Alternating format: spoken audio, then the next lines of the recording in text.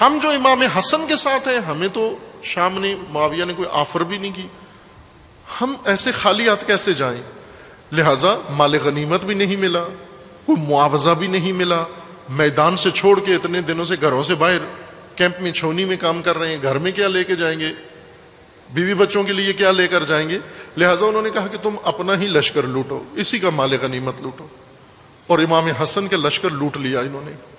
لوٹتے لوٹتے ایک گروہ جس کے ہاتھ میں کچھ بھی نہیں آیا، انہوں نے آپس میں بیٹھ کر یہ دیکھا کہ ہمارا ہاتھ میں تو کچھ بھی نہیں ہے۔ باقیوں نے تو کچھ آدھا لشکر تھا جنہوں نے شامیوں سے وصول کر لیا، آدھے لشکر نے اپنا لشکر لوٹ لیا، ہمارے ہاتھ میں تو کچھ بھی نہیں آیا۔ انہوں نے کہا کہ دیکھو کسی خیمے کے اندر کچھ بچا کھچا ہے یا نہیں۔ خبر ملی کہ صرف ایک جگہ بچ گئی ہے، نہیں لوٹ پڑی، اور وہ خود امام حسن کا خیمہ ہے۔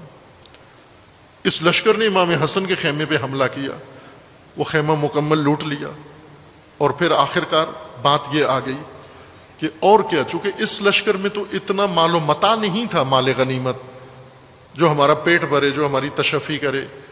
مزید لوٹ کے لیے انہوں نے یہ پلاننگ کی کہ امام حسن علیہ السلام کو شامیوں کے حوالے کرتے ہیں، امام حسن کو شامیوں کے حوالے کرتے ہیں۔ توجہ فرمائیں، احتجاج، کتاب الاحتجاج، مرحوم طبرسی کی کتاب الاحتجاج، اس کے اندر جلد دوم میں احتجاجات امام حسن میں یہ روایت جو بارہا اس کا متن تفصیل کے ساتھ آپ مومنین کی خدمت میں پڑھا ہے، موجود ہے، آپ رجوع کر سکتے ہیں کتاب کی طرف بھی اور اس گفتگو کی طرف بھی۔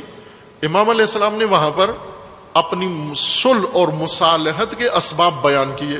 میں نے کیوں معاویہ کے ساتھ صلح کی ہے؟ فرماتے ہیں اس لیے صلح کی ہے کہ دو اغتیال، دو منصوبے، دو پلاننگ میرے سامنے آئیں، میں نے دیکھا کہ دو منصوبے ہیں، ایک میرے دشمن کی اور ایک میرے ساتھیوں کی۔ وہ ہاؤلا کہہ کر میں نے کئی عرصے تک سینسر کر کے یہ روایت پڑھی ہے عزیزان، ایک عرصے تک سینسر کر کے یہ روایت پڑھی ہے۔ بعد میں خود میرے اپنے ضمیر نے ملامت کی کہ کس لیے سینسر کر رہے ہو، کس کے ڈر سے کر رہے ہو، کس کے خوف سے کر رہے ہو؟ پھر پوری روایت پڑھ دی بغیر سینسر کے، جیسی امام حسن نے فرمائی تھی ویسی کئی دفعہ پڑھی ہے وہ روایت۔ وہ جملہ کیا تھا؟ یہیں پر اس روایت میں تھا ہاؤلا سے آگے جرت نہیں ہو رہی تھی پہلے مجھے پڑھنے کے لیے، لیکن پھر پڑھ دی وہ روایت۔ وہ کیا تھی؟ ہاؤلا الذین یقولون انہم شیعتنا، یہ سب جو کہتے پھرتے ہیں کہ یہ میرے شیعہ ہیں، پھر ان کا اغتیال، ان کا منصوبہ، ان کا دام فریب میرے سامنے آیا کہ یہ کیا سوچ رہے ہیں۔ پھر میں نے ان کا منصوبہ سوچا کہ یہ کیا سوچ رہے ہیں۔ دونوں کا جب میں نے رکھ کے پرکھا، موازنہ کیا، اپنے دشمنوں کا اور اپنے شیعوں کے دونوں کے منصوبے دیکھے، تو مجھے دشمن کا منصوبہ بہتر نظر آیا۔ کیوں؟ کہ میرے اپنے شیعوں نے میرے لیے جو منصوبہ بنایا تھا اس کے اندر بہت ذلت تھی۔ اس لیے میں نے یہ کتاب الاحتجاج میں ہے، کئی دفعہ روایت پڑھی ہے عزیزان من۔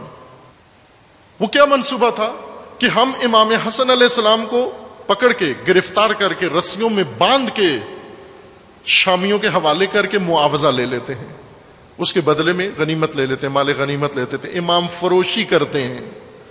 اس سے آگے تو ہمارے پاس اور کوئی راستہ، ہمیں کوئی چیز متاع نہیں ہے بیچنے کے لیے، ہمارے پاس جنگ تو ہونی نہیں ہے، مال غنیمت ملنا نہیں ہے، شام کی طرف سے بھی کوئی ہمیں آفر نہیں ہوئی، آخری اب یہ اپنا لشکر بھی لوگوں نے لوٹ لیا، اس میں بھی کچھ نہیں بچا، آخری متاع ہمارے پاس یہی بچا ہے کہ امام کو دشمن کے حوالے کر کے اس کا معاوضہ لے لیں۔